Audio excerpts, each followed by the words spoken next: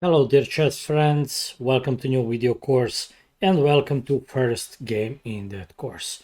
That course would be about legacy of one of the greatest of all time and one of the most interesting chess figures of all time, magician from Riga, Mikhail Tal. You probably know that Tal is so devoted to combinatory play, to attacking, and to fearless clashes. And especially, he performed miracles in his favorite e4 openings with white pieces, especially Sicilian. And that first chapter would be about Tal's masterpieces in Sicilian defense with white pieces. Here we would see 4 games, 4 masterpieces, but not all of them were ended in some combinatory way, decisive mating attack. First game was ended in some different manner, but still so fantastic performance and still creative play from Mikhail Tal in his game against Lev Polugaevsky, played in 1959. What about Lev Polugaevsky? So strong player, but we must say that in 1959, Tal was on his peak. He would take the World Chess Crown on the next year in his epic match against Mikhail Botvinnik. But the peak of career of Lev Polugaevsky will come a bit later, in 60s and especially in 70s, early 70s. But definitely so strong player, top player all that time. And I suggest now to switch to start with that epic game. Not so famous game, there were some imprecisions, some bluffs, some mistakes, but once again, very important to present various ideas of Sicilian defense, to present Sicilian defense as probably the richest opening nowadays. And once again, I want to say to prove that Tal was just real master of handling it with white pieces. Tal Polugaevsky 1959, that was Soviet Championship final that was played in Tbilisi, Georgia nowadays. E4 was opening move. Polugaevsky played c5, of course, Sicilian.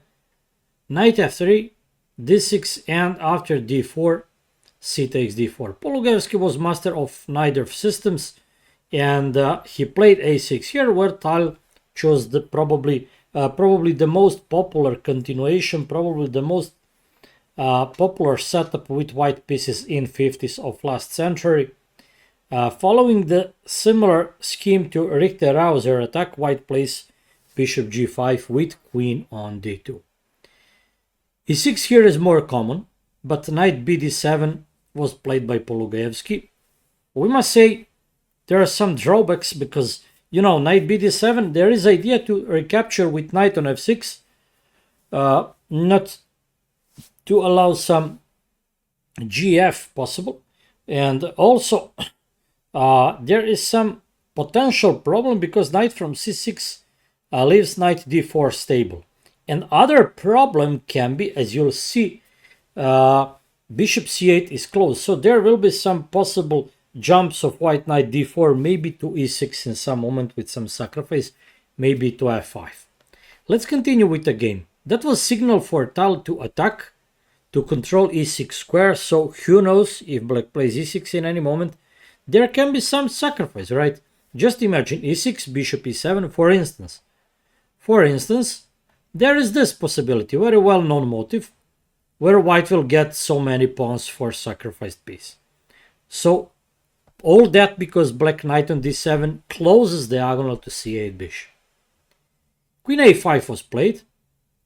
Maybe strange, maybe that queen rather belongs to c7, but okay. Still everything is correct. e6, and now I must suggest that Tal played not precise move. But okay, 1959 theory was not so well known. It was not investigated so deeply. There were not machines as nowadays. So we cannot classify his castling as a mistake. I would rather classify that as a move that is less aggressive. More aggressive is same time the more promising move.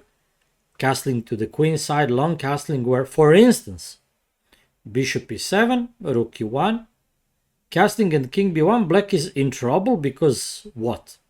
Because there is no chance to organize promising b5, b4 programmed advance because white has immediately knight c6 with a win. How can black finish development? Well, that's not clear. Knight c5 attacks nothing. Pawn e4 is defended. Knight e5 will be met with bishop b3 and white will attack with f4. There would not be b5 possibility because after f4 still knight will jump to c6. Black is in serious trouble here because there is not, once again I want to say, there is not program advanced b5. With knight on c6 there would be knight d4 of course with b5 and game would be completely different. Now e6 and Tal played castling. Maybe that was just played automatically, I don't know, but okay. Bishop e7, rook a d1. White centralizes his troops. h6 with idea to attack the bishop with knight e5 would make more sense for me, but okay. Knight c5, attacking on e4, rook f1 defending, and now I must admit that h6 was correct move once again. Here, if bishop h4, there are in some moments tricks like knight e4, so if bishop f6, a3 with idea b4, black must retreat with queen or with knight, let's suppose knight, and after that move, knight f5, typical for that variation. It's important to say if black takes, there will be destroying. If black blocks on e5, there is f4 retaining material. Knight will jump to d5, of course, queen d6 to prevent castle, and you can check yourself. Black would be destroyed here. After castling, delaying that, okay, knight d6, white is dominant. Black can maybe fight because he has bishop pair. Maybe he can take on c3 to damage white structure, but we must say once again that white is absolutely dominant. All pieces active, black pieces mostly passive, and that's clear. But after bishop d7, who could believe that is even worse? How that normal move? How is possible such normal bishop d7 developing move can be even worse? Looks like everything is okay for black. I suggest here, pause the video and try to get two good moves that would lead to destroying. There are two moves that would lead to strategically winning position for white. I would say that white played a3 with idea to use fact knight cannot retreat to d7, preparing b4. So later we'll switch to that move. Let's see what happened, what could happen in the game. I'm pretty sure most of you will say programmed e5 is just good move, and I agree. You attack the knight. D takes, for instance, rook e5, and everything is hanging in black camp. What's the idea? Well, white can do just maybe knight b3 is the motive, or bishop f6 with knight b3 to eliminate defender of d7, bishop with a win. And you can check black is just strategical loss because whole his army is practically hanging here. Don't forget there is even something like knight f5. You see, with queen d6, that would be destroying. If black plays knight fe4, looks like silly move, that blunder or something, but actually not. After knight e4, queen d2, white can do bishop d2, but that is not as clear because yeah, white can do this, but black has two bishops and one of them would be used to block white formation. Black will set all on white, asking white to take on e6. That would be relief, and maybe there will be chance to get for to get after endgame with opposite color bishops on the board. White is pawn up, and that must be winning, but that will be so difficult to convert. So difficult in comparison to that I'll show right now. Knight e4, queen d2, knight d6, nice intermediate move. And now bishop d2. Now white has extra pawn, white has development, healthy structure, and black doesn't have a bishop pair that may compensate that material deficit. Absolutely winning position for white. Let's continue with the game. White played a3, mistake by Tal.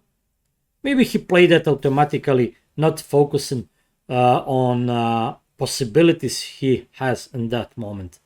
To be fair, it is difficult to expect there is something crashing on the move number 12. Really, it looks like black didn't make even one single mistake. All moves were natural. Everything is developed, pieces are on classical spots, but still there is no harmony in black camp. And strangely, there is fatal blow e5, but there is one more fatal blow. I need to say there is knight f5 as well. Maybe even stronger move. What can black do here? If taking, it's clear that black cannot cover all threats, cannot solve all problems. Bishop there, queen d6. Rook e7 with knight d5, you see taking the queen, or maybe immediately knight d5 with intermediate move, check, right?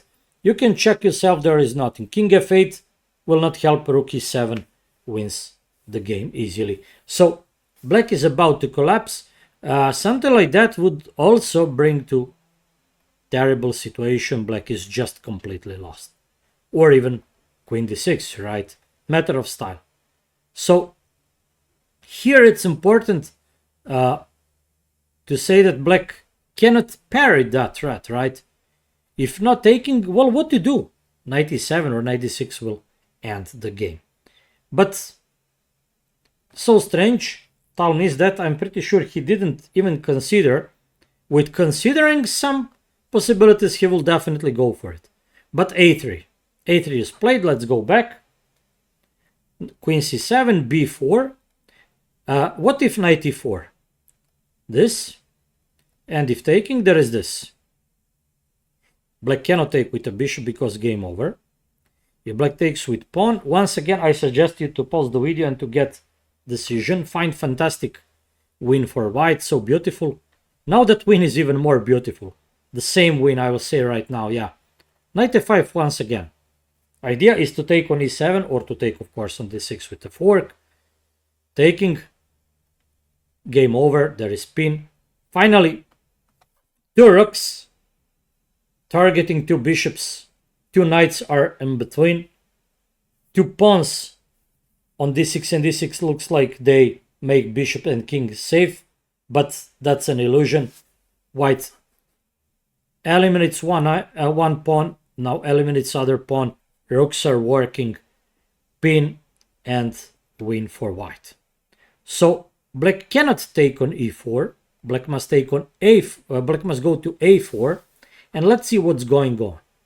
After taking, now we can see that there can be some also strategical combat. You can say, is that bishop b3 played move? Yeah, white would play on the d file with some advantage, but black should not complain. He has everything held in his position, and after castling, he will have counterplay on the c file. Black should not complain. Maybe white is just optically preferable, but I was talking about strategical play. How there can be strategical play if white played bishop e6? Yes, you'll see. There will be strategical play because that is not so dangerous for black. That is more tempting, more tense, and that is more fitting with Tal's style, not with Pologaevsky's style, who was so fine strategist. Not strange Tal wanted to go like that in that game against fine strategical player. But Pologaevsky played healthy chess and he escaped. Queen c2. Now there are basically two options for white. One is not played, knight g7, where after king f7, queen d4, white must keep queens on the board. Rook c1 to invade. You can check yourself, all that is best for both sides. There is something like that that can bring dynamical balance in the position. Three pawns, that is generally the bishop ward, maybe in endgame it is better to have 3 pawns than a bishop, but with 2 rooks on each side, a bishop can be dangerous because there can be counterattack, maybe even against white king in some moment. Other possibility instead of knight g7 is the possibility happen in that moment in the game. Queen d4 immediately, king f7, all that's normal, rook c1, queen a2, and now it is normal to play something like knight g7, that looks normal. Once again, I want to say that looks double-edged, where one of beautiful ways to end the game is perpetual. Not perpetual check, but a repetition after knight f5, knight h6 and knight f5 back. You can check that both sides would not have anything better than this. So Tal wanted to push forward and to add new petrol to the file. There is new dose of petrol and e5. That is new causing of the fire, but even that would keep balance on the position. Even that should not change anything in evaluation. DE, well, definitely the must, queen e5. And now black has 2 good options. One good option is queen d5, where something like that is almost forced. Don't play king f7 because of bishop h8 and rook c7 with destroying. Play king d7. And here we must stop. Rook and 2 pawns must be material plus against 2 bishops. But with 2 added rooks, 1 rook added on each side, that is just unclear position, because with 2 bishops and rook there can be counter chance against white king, and also it is difficult for white to launch his pawns, to launch his majority on the king side. White should insist of trading rooks, then position should be winning for white, but it is difficult to realize in a real game of chess, so that game is balanced. Other possibility is played in the game. Black takes a pawn. King h1 may look good, but calm bishop c6 eliminates all threats, and black is already preferable here. White must take care about g2 punct. There is threat of mate in 1. So king f2, knight g4. Everything is forced. You can check. Nothing can be better played. Nothing can be improved. Knight g5, king g6, and knight e6 again. Let's stop. Black is on the move, and black played rook h e8. Let's say this, and let's stop now. Extremely open position with pawns on both sides. There are not mutual majorities, but there are pawns on both sides in extremely open position. All that should be in bishop pair against the knight. But the problem is there are rooks on the board, and the problem is white has much more active rooks. Other problem for black is exposed king. So with 4 rooks on the board, white can play even for a mate. Even for a mate. Yes, you'll see. What should black do? With exchanging couple of rooks, with 2 rooks on the board in total, position would be preferable for black because white would not have dangerous threats. Without rooks on the board, that is absolutely winning for black because black king is more active and bishop is superior in extremely open position. But what's the problem? The problem for black is there are 4 rooks on the board, and the problem for black is white has chance to disturb black king. Rook e3 was played. Idea is rook g3, rook a c8, and excellent rook f1. Now, and the next move, black would have perfect possibility to balance the game with one very important resource. Now I'll say that is the move bishop d7. Here white has rook g3. White has possibility to take, but after rook f8, very important move to prevent knight f5, rook d1 and rook c6 to make c8 spot liberated for the bishop. White cannot take because of mate with rook c1.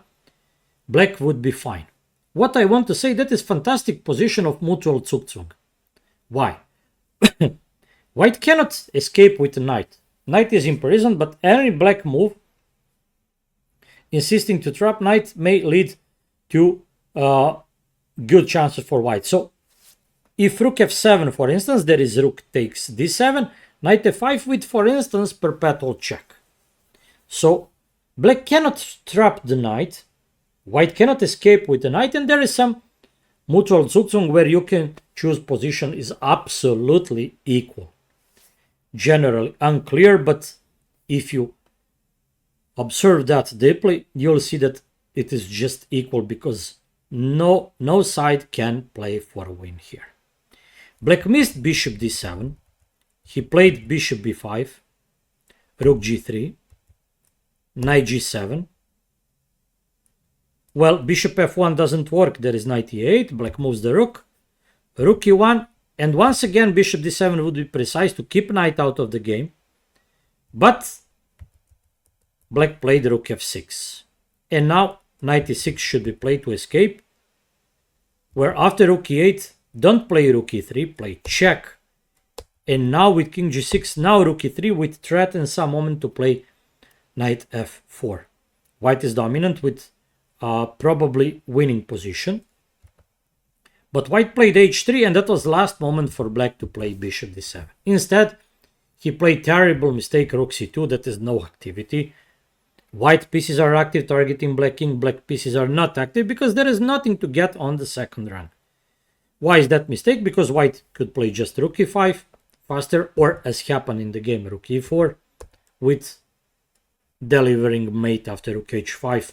Black can only delay it, there is no escape, and white won the game. Black resigned.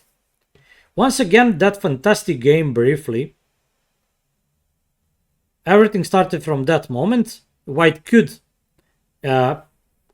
punish black for choosing not the promising setup, for not having harmony in his camp with choosing long castling here, but okay, after short castling. Bishop e7, white missed after bishop d7 mistake, fantastic e5, or even more fantastic knight f5 that would bring immediate win. You could see deeper explanation in the video. As mentioned, knight f5 would win the game almost instantly. e5 would also bring white with the winning position, but white was focused on kicking knight from c5 and bishop e6. Now too late, white wants to add fire to the game, but black has that escape. White tried once again to push forward. That is the most tense continuation. Still, black must work a lot to keep the balance. And black didn't fail. He got balanced position, but here he failed to find the bishop d7 continuation. He played bishop b5. What I wanted to say is, strange such fine strategician as Polugaevsky played very well with tactical clash on the board, and when there are rather strategical approaches on the board open, he failed to find bishop d7 that would practically keep knight on g7 imprisoned and locked out after white takes that pawn. As I explained, bishop d7, rook g3 with knight g7 would lead to position that would be equal because of mutual Zugzwang. White knight cannot escape, black cannot work on taking the knight because he will stay with pawn down, and that would be drawish position. Black had many moments to play bishop d7 here, but he failed, and final mistake was rook c2, because after rook e4, rook e5 was faster, of course. Okay, there is just the mate, black cannot escape, rook h5 mate, and that's why Polugaevsky decided to resign here. That's fantastic game, so tense, full of shots. Tal missed powerful shot knight f5 to win the game. He missed even aggressive e5. He went later in the game, he went for bishop e6 to put tense, to set fire on the board. Later with e5 he added new fire, but To be fair, that was not so difficult for black to parry all of these threats. Unfortunately for Polugaevsky, he failed to find good defensive setup with bishop on d7, keeping knight out of the game. But still, very instructive game, exploring many of possibilities in Sicilian defense, and to present how Tal was dangerous in peak of his career with leading white pieces in Sicilian. He failed to win in opening.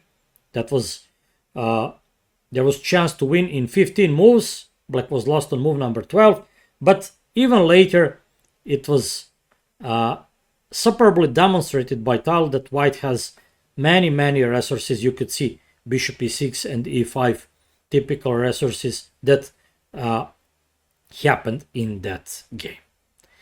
I want to conclude this video with advice to follow Tal's game to learn about typical crashing options for white in Sicilian. And now it is time to switch to game number 2.